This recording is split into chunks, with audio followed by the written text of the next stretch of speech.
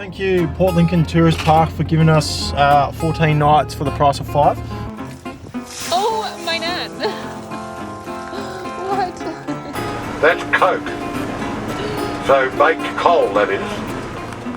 Mask, full like visor, full bodysuit. But they were swimming, like literally doing like flips and stuff right here. Yeah. They obviously show off to the fishermen hoping to get like fish. She's a cold land, a cruel land, a land of massive birds, massive sharks and massive adventures. Welcome to South Australia. In this series, we'll be proving once and for all that this great state of Australia is not just a quick way to get from east to west. So grab yourself a frothy, do some power kicks and strap yourself in for some more kick-ass adventures. Come on, let's see all they can. You're born. And hashtag do the stuff you love. If this doesn't work, I'm coming after you all. So hit that subscribe button and let's get on with it. Hello and good morning from inside of Perry Prado. It is raining this morning. We are still in Port Lincoln and today is actually our last day in Port Lincoln. We still haven't got our debit cards from the bank yet, so that's the last thing we're waiting on. On Monday we got the car fixed. If you hadn't noticed, we have taken you on some adventures, so hopefully you've realised that. And our bank cards are now, 7, 8, 9 days since we ordered them and they're still not here. We've decided that we've just got to leave. We've been here for so bloody long and we just want to go.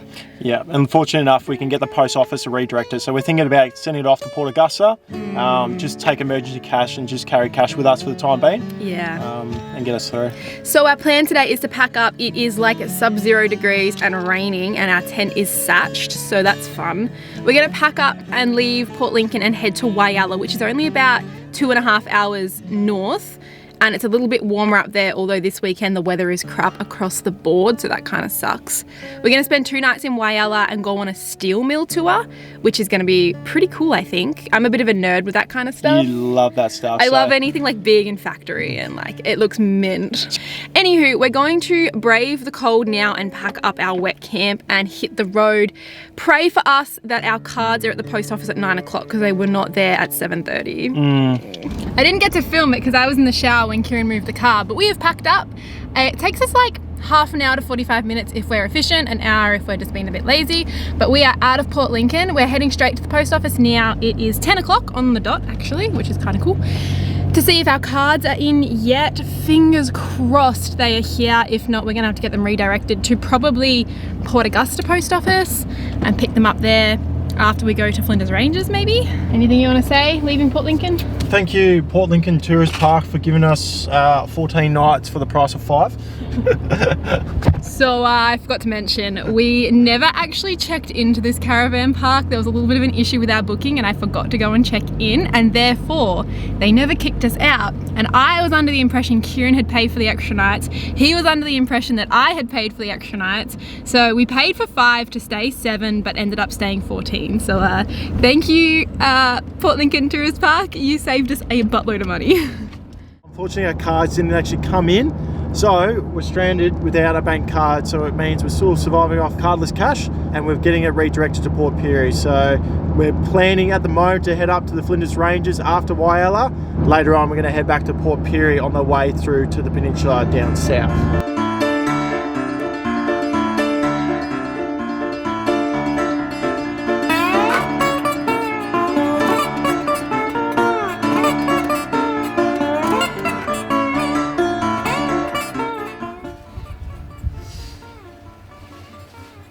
How much nicer is Whyalla in terms of the weather? We are not getting belted by that icy wind. Yeah, it's like we can sort of almost sit outside and not be like frozen, so that's awesome. If you see Hannah with a smiley face, you know the sun is actually beaming on her. She's like a little solar panel for us. Yeah, I require heat to function. Like even right now, it's probably like 19 degrees and I'm kind of like, oh, it's cold. Anyway, welcome to our setup. This is the inside of Agnes. If you watched a few episodes back, you would have met Agnes and our camping setup. This is usually what the evenings look like for us if we haven't got much else going on. Right now I'm editing up some photos from our time in Port Lincoln National Park. Kieran's working on next week's video, which is probably like 4 weeks ago's video. If you haven't seen that already, you can go watch that one after this episode. I think it was car prep. Yeah, car Yeah, preparation. when we got the new car and got it all organised. So we're about 4 weeks behind at the moment. But yeah, this is basically what we do. We have these brand new lights, which are making our lives so much easier.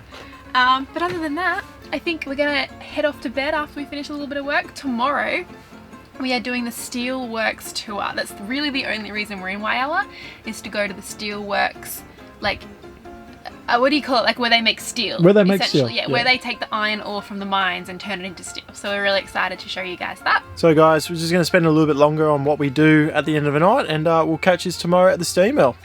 See you then. Good morning, friends. We are woken up for our first morning in Whyalla and it is cold, no surprising. We had the most gnarly storm last night. It just went all night. We've had a bucket ton of rain. Check out these scenes. The tide has come in and I've just woken up to see this mad flood outside. Yes, I left my Birks outside overnight. And yes, our stove is flooded. Which therefore means no coffees for me this morning. But we are heading out to the Steelworks tour this morning, which is what this whole vlog is about. So I'm glad you've joined us for that. It should be really cool. Hopefully everything is still running considering it has been pissing down rain all night. And we do have an electrical storm rolling over that's been rolling over for like the whole night. It was so damn loud. Oh my nan. So much water just fell off our roof. This is gonna be fun. Well, that's a lot of water. Are you right? I'm going to get satched here. Oh, my nan. What? From East St. Louis to town.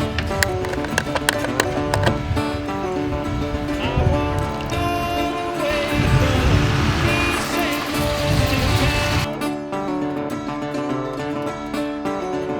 And I did not have. Look, we did the whole WA without it raining, and now it's almost raining or blowing a gale every second day. So maybe it's just evening itself out. I wonder what's gonna come of me. I see a dark cloud. The Whyalla Steelworks tour is the #1 thing that people come to Whyalla to see and do. Apart from their really cool circle jetty, there's not much else you can do in Whyalla, so this one is definitely worth checking out. I'm also a massive geek for anything that's big and industrial and super interesting, so this was right up my alley. If you are a geek for this kind of stuff, it is a great tour. You do have to stay in the bus the whole time and see it from the window. However, the tour guide is incredible and very informative, and you do get to see some pretty cool stuff up close. Definitely worth the $25 to see this one. This steelworks is absolutely massive, covering 1,000 hectares of land, and is the only producer of railway tracks in all of Australia. A gentleman here that works at the blast furnace, he might enlighten them. But otherwise they also have a waste product that comes on the top of the molten iron. They pour that off. If you look back over here, is what's called a slag pot. Usually I'd have a whole bunch of interesting facts and figures about this place. All I do know though is that they do pipe in water from the Murray River, which is actually quite a way away. However, the coolest part about this tour is getting to watch what is known as a coke pour, which is just some molten hot steel, I'm gonna say, coming out of these big vents. Watch this. Lined with refractory bricks. They're ceramic bricks that are designed to withstand extremes of heat. That's coke. So baked coal, that is. Don't have to step onto the road. You can Fulfilled, do it. satisfied. I'm brain dead. My brain's just like... Well, that was gnarly. Which wasn't it? It's still wet though, what's that about? So that went for like, what, an hour and a half?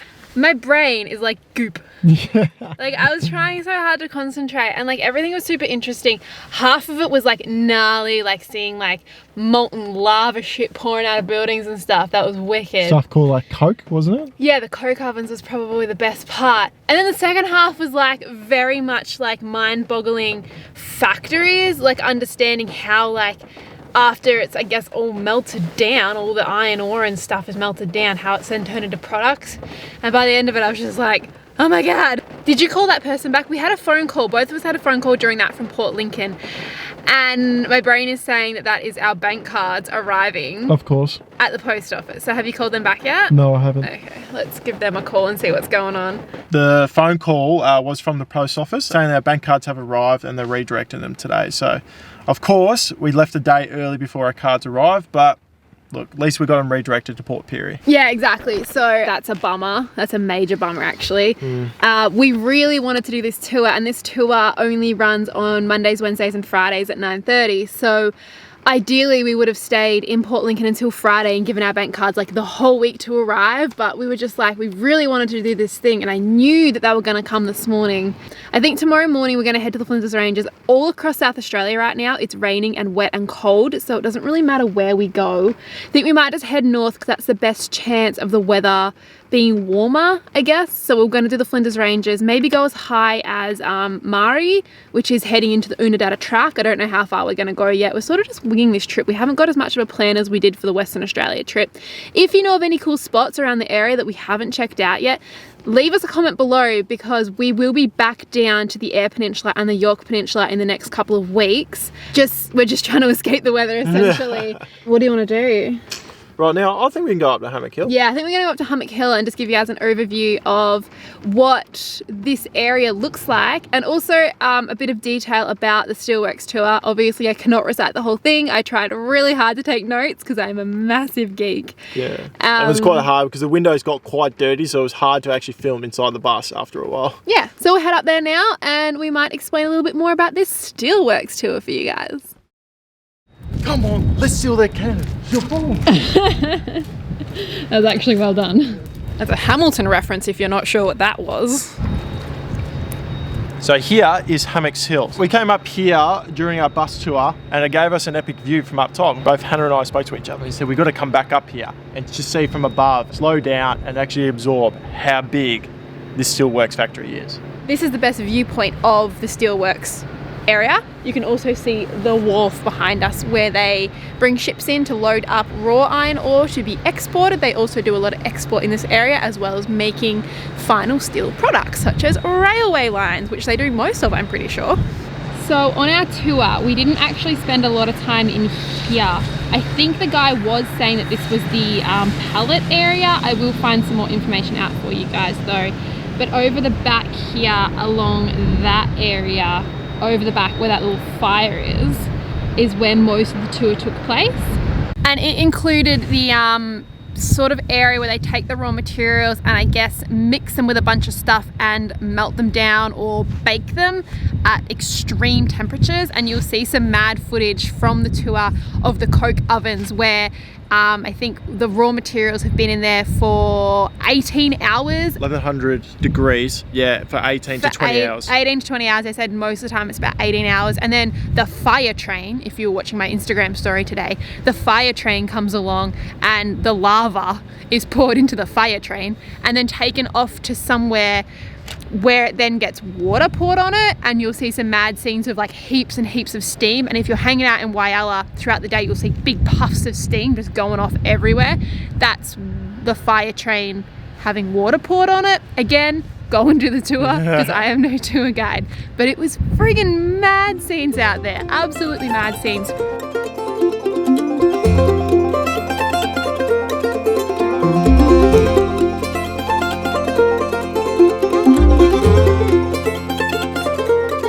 You're waiting for your friends to come back? Yeah, they're like just over there, like 20 meters. But they only come in when the boats come in, so I'm just gonna sit here till the boat comes. When we were here yesterday, we were on the other side of the pier, but they were swimming, like literally doing like flips and stuff right here. Yeah. They obviously show off to the fishermen hoping to get like fish, but there's no fishermen here. I have no fish. And we can't catch fish. And don't feed the dolphinos because it's not good for them.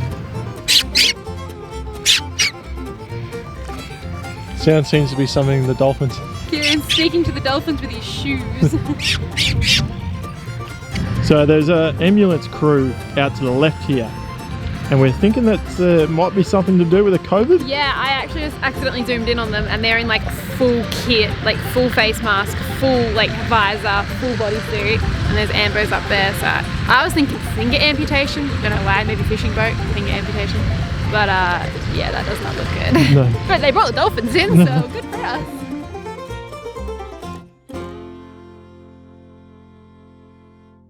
Well guys, if you've made it this far, congrats. This was a bit of a rusty episode to put together. Whyalla threw a lot at us, but if you are a massive geek, definitely go hit up that Steelworks tour. If you're not that into it though, don't bother too much about Whyalla. There's not a lot going on there, except some dolphinos.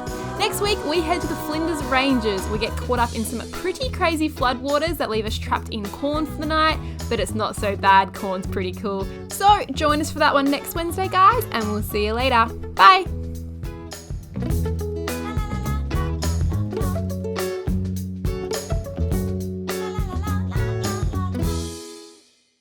Hello, good morning from inside of the car again. We're in the car this morning. Sorry, can you do that again? Deb, you got the mic on? Yes. Sorry. My God. Subscribe.